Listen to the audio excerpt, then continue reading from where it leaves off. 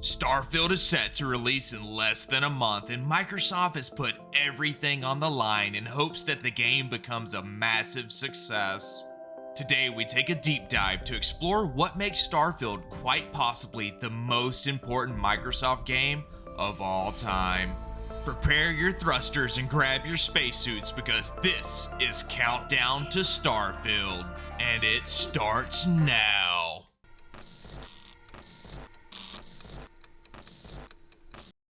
Back in March of 2021, Microsoft spent a whopping $7.5 billion to acquire ZeniMax Media, the parent company of Starfield developer Bethesda Softworks.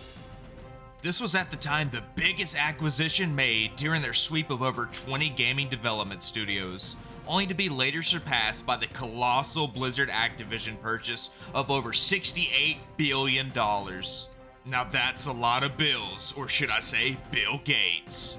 These massive acquisitions signaled Xbox's newfound focus of creating first-party exclusives, something the company was seriously lacking compared to its competitors. However, since expanding their reach, there's yet to be a blockbuster title. With games such as Redfall missing the mark, Microsoft is not only wanting, but needing Starfield to become a massive success. The future of Xbox somewhat depends on Bethesda Game Studios hitting a home run here, and after Fallout 4 and 76 not able to capture the magic of their predecessors, frankly, I'm a little concerned. That and also having to release a month after Larian Studios just dropped a mini nuke on the industry known as Baldur's Gate 3, they better bring their absolute best. There's no denying when Bethesda's firing on all cylinders, they release pure magic. Morrowind, Oblivion, Fallout 3, and Skyrim all showcase the studio has what it takes to create another truly special game. A game that will captivate the hearts and minds of a hungry fanbase and not only live up to the hype, but exceed it and go on to make as many additions as Todd Howard sees fit. Put the game on toasters, refrigerators, Xbox 10, I don't care. Just release the game we are all wanting. The game Xbox is desperately needing. Let's take a look at the current Series X and S exclusives to see exactly why Starfield is so damn important. Halo Infinite, which didn't include split screen, a franchise staple, and the multiplayer was a mess in a lot of aspects. No Forge mode at launch, bugged matchmaking, the list goes on. It did not ship fully complete. Forza Horizon 5 is fantastic and well worth your time. One of the best racing games to release in recent years. It looks and plays amazing. However, outside of Halo and Forza, the best exclusives are lesser known titles such as Hi-Fi Rush, Pentiment, Ori and the Will of the Wisp. You also have more niche titles like Microsoft Flight Simulator, but while these are spectacular games, they don't carry enough weight to sell your console. There's only so much load Forza and Game Pass can carry. There needs to be another AAA game that can stand out among the few available. And this isn't me being hypercritical towards Xbox, as I'm fully invested in the ecosystem and own both the Series X and S as well as Game Pass Ultimate, and have since launch. It's just the reality of the situation. You don't spend billions of dollars to get nothing in return. You spend billions of dollars on the studio that released Skyrim, a game so popular even your grandma has heard of it. This is what makes Starfield's release such an important and very unique situation, and I for one am super excited to see if the game can deliver. Now let's take a closer look at what Bethesda Game Studios has been up to in recent years. Over the past decade, Bethesda Game Studios have released the following games. In 2013, Skyrim re-released for the first time as the Legendary Edition. 2015 saw the release of Fallout Shelter and Fallout 4. 2016, Skyrim re-released yet again, this time presented as the Special Edition. In 2017, they released The Elder Scrolls Legends alongside Direwolf Digital. 2018, we retreated to the infamous Fallout 76, a game that's come a long way since launch. In 2020, BGS dropped The Elder Scrolls Blades, a mobile version of the beloved franchise. Finally, in 2021, Bethesda re-released Skyrim once again, this time for their Anniversary Edition. So in the past 10 years, we've seen only two main titles released by Bethesda, Fallout 4 and Fallout 76. The other games released were card games, re-releases, or mobile games. One could even argue against Fallout 76 being considered a main title, but that's another topic for another day. This is somewhat alarming, but also intriguing due to the fact Starfield was very first announced in 2018 and has been being developed since 2016. Now, the typical development cycle for a Bethesda mainstay game is around 4 to 5 years, and Starfield will release after 7 years of dev time. So in theory, we should be getting a complete package and the very best offering the studio is capable of.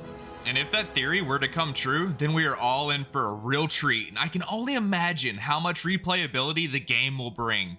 However, if the game were to somehow fall short and fail to live up to its expectations, then there can be no excuses. What are your thoughts on the development cycle over at Bethesda? Do you feel the additional time was due to the technological gap between the previous generation, or something else entirely? Sound off in the comments and let me know.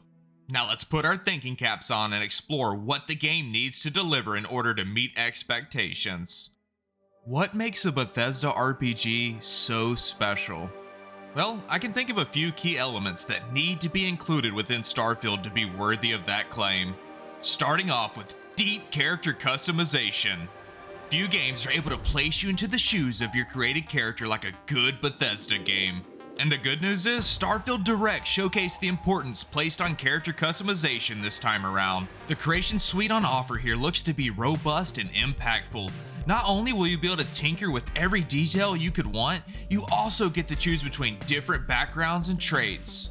These backgrounds and traits will directly impact your gameplay. For example, each background includes 3 different starting skills and open up unique dialogue options during conversations. More on this later. This is sure to enhance the role-playing element of your characters, and it's something I cannot wait to get my hands on. I'll be creating a ton of different characters to see all the potential paths that can open up. You want to be an extroverted chef like Gordon Ramsay? Well, you can do so. How about a wanted gangster? That too. Yeah, I think I'm gonna play Gordon Ramsay. And Coop has delivered undercooked salmon. When I think of all of the great Bethesda games, one thing comes to mind, and that is an expansive open world filled with attention to detail, world building, and a ton of interesting locations and secrets to explore. Starfield's gonna have quite the task of keeping its massive systems filled with over 1,000 planets engaging enough to matter. They plan to do so through the use of procedural generation mixed in with embedded handcrafted points of interest. I'm very curious to see how it all comes together. According to Starfield Direct, our systems build a planet as the player approaches it, stitching together terrain. After that, we have a system that adds interesting locations for the player to explore, creatures to encounter, and plants to pick up. It allows us to add that touch of environmental storytelling that Bethesda is known for. The concept of each playthrough feeling wholly unique due to procedural generation gives me a No Man's Sky vibe, and quite frankly, I'm here for it. Here's to hoping we're able to get lost in this universe for many, many hours to come. The next piece of the puzzle Starfield needs to solve is the addition of detailed RPG mechanics that rival Morrowind or Oblivion. Both Skyrim and Fallout 4 are fantastic games in their own regard, but both feel somewhat shallow in the RPG department compared to their predecessors. This is something Starfield should embrace and use at the very core of the game's design and philosophy. I want to see a return to form, particularly within the persuasion system, something Fallout 4 fell short on. With the return of a silent protagonist, I feel this is very achievable. Sure, having your main character be voiced can be very immersive and appealing, but the issue stems from only being able to record so many lines of dialogue. A recent example where having a silent protagonist shines is Baldur's Gate 3. This way you don't run into problems like in Fallout 4 where you select one response and your character says something entirely different. That bothered me so much. Let our backgrounds and skills define how our characters interact with others and impact the overall outcomes.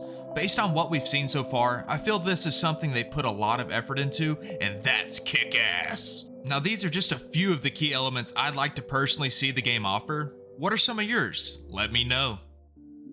We are just shy of 2 weeks away from finally getting our hands on Starfield, and the hype and anticipation is at an all-time high. Will Bethesda make a triumphant return to form and captivate and satiate its die-hard fan base? Or will the game crash and burn faster than Microsoft is trying to win at Monopoly?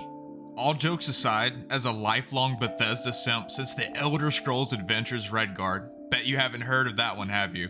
I'm counting down the days anxiously until launch, and even hosting a cross-state link-up for the event. If you enjoyed the video and want more epic Starfield content, smash that like and subscribe button, and I'll catch you next time on Wealth Gaming. Say, baby, you got Todd Howard on the line? Tell him to get my pre-release copy. Seriously, where's my pre-release copy? Let me get it.